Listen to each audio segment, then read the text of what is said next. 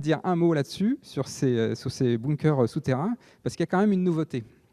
Il y a une nouveauté aujourd'hui, c'est qu'avant, on enterrait des humains, donc voilà, les pharaons, aujourd'hui, voilà, les ultra-riches, mais on enterre d'autres choses aujourd'hui. Et en fait, ce qu'on enterre aujourd'hui, ce sont des technologies. Et ça, c'est nouveau. Donc là, par exemple, je prends l'exemple de Hankalu en Finlande, qui est un lieu où on va stocker, enfin, on est en train de stocker des déchets nucléaires pour des durées très très longues, 100 000 ans. Enfin, là aussi, c'est assez dingue. Donc il y a un très bon film là-dessus, un documentaire de Into Eternity de Michael Madsen que je vous conseille, qui est très très beau et qui est très bien fait et qui raconte un petit peu cette histoire-là. Donc là, on est en train d'enterrer des technologies. Alors c'est assez intéressant parce que quand on enterrait des puissants, c'était un petit peu pour les faire disparaître. Même on ne devait pas savoir exactement où ils étaient. Voilà, c'était un petit peu une protection. Et là, en fait, on est en train d'enterrer des technologies pour les faire mourir, quelque part.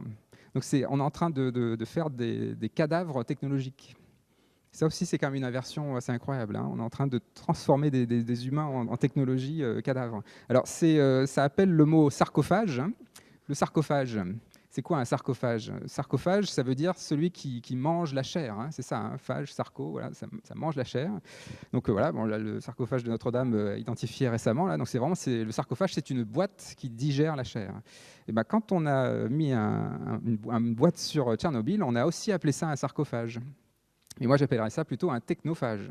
C'est-à-dire qu'en fait, on a inventé une boîte qui est censée digérer une technologie toxique.